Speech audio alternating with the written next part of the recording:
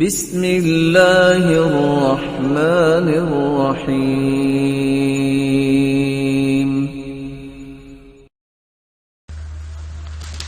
لیلۃ القدر کو اس لیے بھی لیلۃ القدر کہا جاتا ہے کہ اس رات کے اندر کیا گیا عمل بہت ہی اندازوں سے بھی بڑھ کے عظیم ہے۔ کوئی شعبان کی نصف رات جو ہے 15ویں رات، یا شوال کی یا رجب کی کوئی بھی ایسی رات کو عبادت کرتا ہے، وہ رات اس عظمت کو نہیں پہنچ سکتی جس عظمت کی عبادت اس رات میں کی گئی اللہ ذوالجلال کے ہاں مقام حاصل کرتی ہے۔ اس لیے رسول اللہ صلی اللہ علیہ وآلہ وسلم نے فرمایا تھا، من قام رمضان ایمانا واحتسابا غفر له ما تقدم من ذنبه، کہ جو رمضان میں قیام کرتا ہے اجر کی نیت سے اور ایمان کی حالت میں اس کے پچھلے گناہوں کو معاف کر دیا جاتا ہے۔ اور دوسری روایت جو صحیح بخاری کی ہے 1901، من قام لیلۃ القدر، جو لیلۃ القدر میں قیام کرتا ہے ایمانا واحتسابا، ایمان کی حالت میں اور رب تعالی سے اجر و ثواب لینے کی نیت کے ساتھ، تو اللہ عز و جلال اس کے گناہوں کو معاف کر دیتے ہیں۔ یہاں رک کر یہ بات سمجھنا ضروری ہے، کچھ لوگوں کو یہ تڑپ ہوتی ہے کہ پتہ چلے کہ یہ رات کون سی رات ہے۔ مسلمانوں میں سے اگر کسی کو علم ہو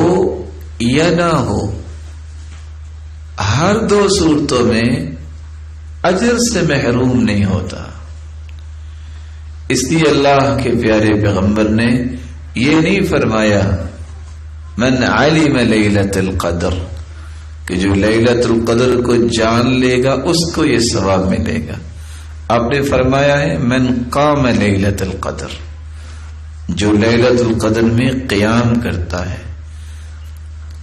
تو اس آخری عشرے میں رات کو بیدار رہنا، نماز پڑھنا، ذکر کرنا، قرآن کی تلاوت کرنا، دعا کرنا، صدقہ کرنا اور اس طرح کی نیکیاں پیش کرنا، یہ اصل میں ثواب کا باعث ہے، خواہ کسی کو علم ہو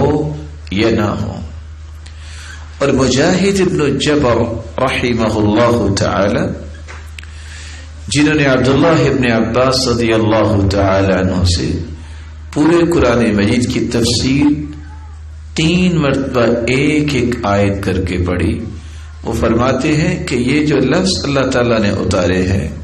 خیر من 1000 شہر، کہ یہ رات 1000 ماہ سے بھی افضل ہے۔ یہ اس 1000 مہینوں سے افضل ہے جس میں لیلۃ القدر نہ ہو، وگرنہ جس مہینے میں بھی ہر سال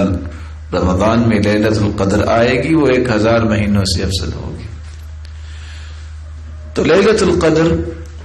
اس لیے بھی اس کو لیلۃ القدر کہا جاتا ہے کہ اس رات میں اللہ نے اصل میں مخلوق کی رشد و ہدایت کا ایک ایسا مبارک فیصلہ کیا کہ اللہ جلال نے لوح محفوظ سے پورا قرآن بیت العزت میں اتارا۔ لوح محفوظ جو اللہ تعالیٰ نے اپنے نظام کے مطابق لوح محفوظ میں سب کچھ لکھا ہے، اور 50,000 سال پہلے لکھا کائنات بنانے سے۔ اللہ تعالیٰ نے یہ پورا قرآن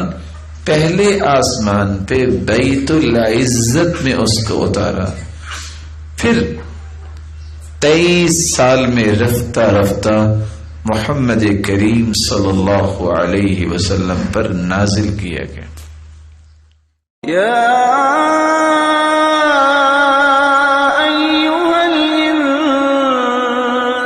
الرحمن ما غرك بربك الكريم